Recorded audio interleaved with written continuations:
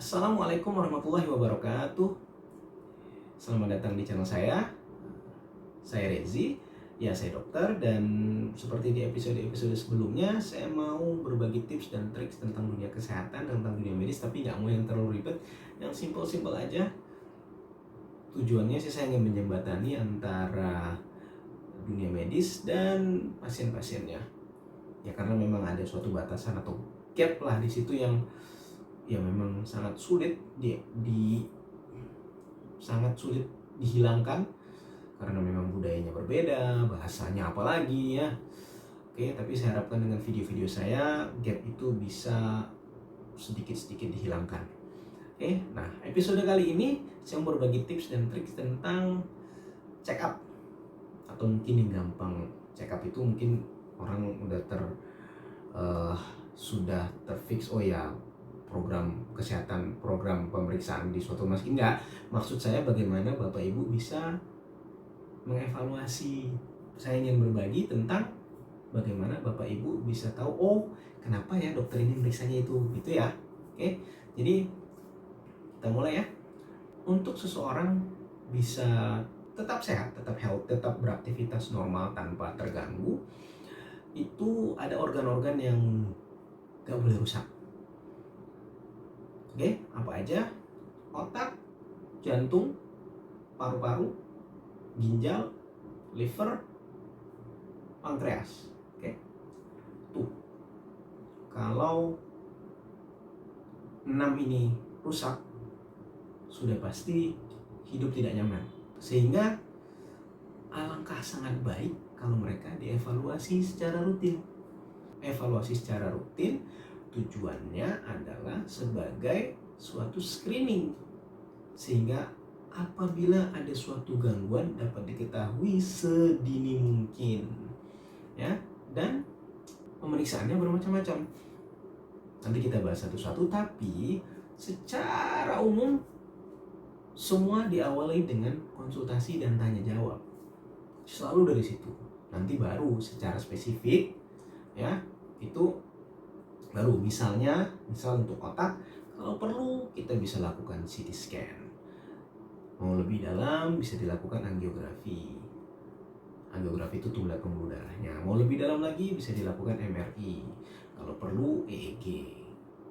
Ya, kalau perlu lagi mungkin buat melihat kabel-kabel di luar dari otak.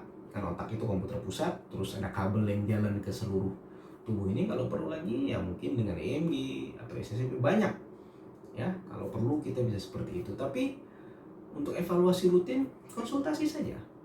Nanti kalau memang perlu, pemeriksaan yang tadi bisa jadi pertimbangan.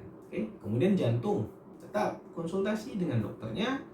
Kemudian nextnya ya bisa dengan ada EKG, bisa ada ronsen, bisa CT scan jantung.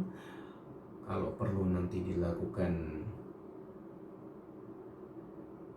bisa CT scan jantung ya, bisa USG atau echokardiografi namanya ya. Banyak pemeriksaannya. Nanti bisa juga dilakukan stress test kayak treadmill test, banyak. Tapi yang ngerti adalah dokter jantung. Jadi selalu diawali dengan konsultasi itu. Oke. Kemudian misalnya ginjal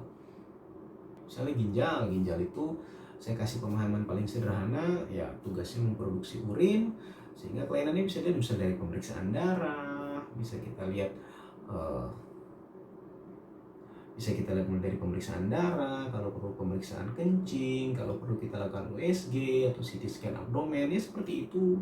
Yang sama ginjal, liver juga begitu. Tapi semua selalu diawali dengan konsultasi, baru dilakukan pemeriksaan penunjang yang tadi. Yang sama buat liver juga, kalau perlu kita lakukan pemeriksaan darah, kemudian kita bisa lakukan CT scan abdomen, USG abdomen.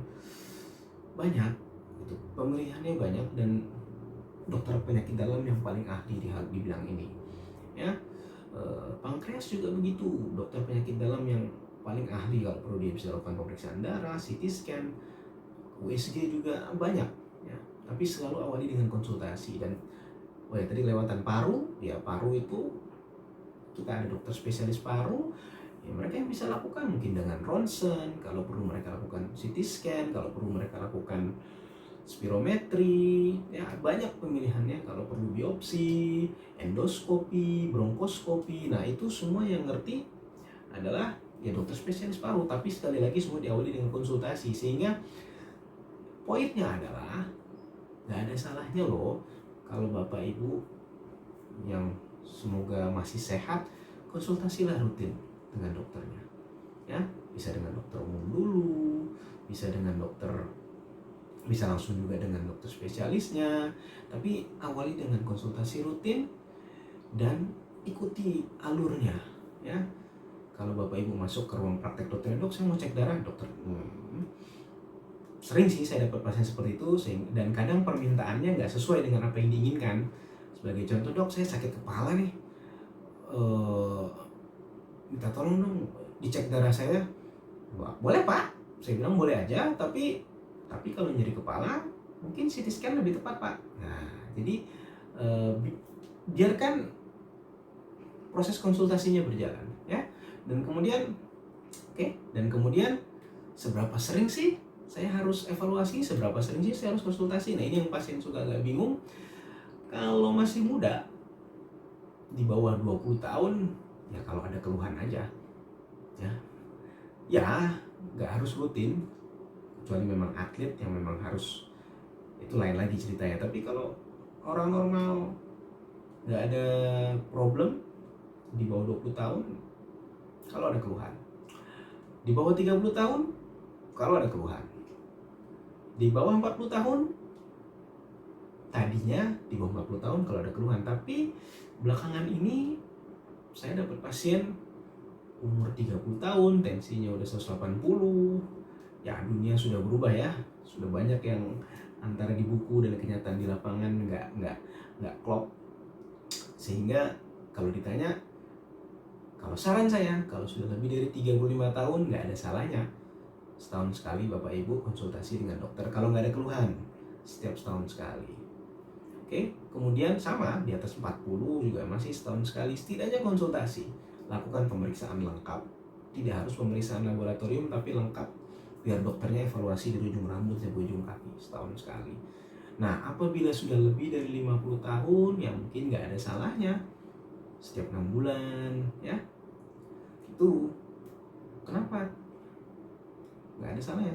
Kalau sudah lebih dari 50 tahun nggak ada salahnya setiap 6 bulan, walaupun nggak ada keluhan, evaluasi. Itu kan butuh biaya dok. Tapi kalau penyakit diketahui lebih dulu, pemeriksaannya lebih simpel, biayanya lebih sedikit dibandingkan dengan pada saat sudah ribet, pada saat sudah terjadi komplikasi, itu disitulah akan jadi sangat mahal. Oke, jadi poin saya adalah lakukanlah evaluasi yang rutin, lakukanlah evaluasi Poin saya adalah lakukanlah konsultasi rutin sehingga bisa mendeteksi secara cepat, mendeteksi secara dini. Itu sehingga kalau memang kita ketahui lebih awal, lebih cepat ditangani, lebih mudah, lebih baik, dan lebih gampang. Demikian episode kali ini, semoga bisa membantu, semoga bisa dipahami. Kalau ada komen dan pertanyaan, saya silahkan. Sampai berjumpa di episode selanjutnya. Assalamualaikum warahmatullahi wabarakatuh.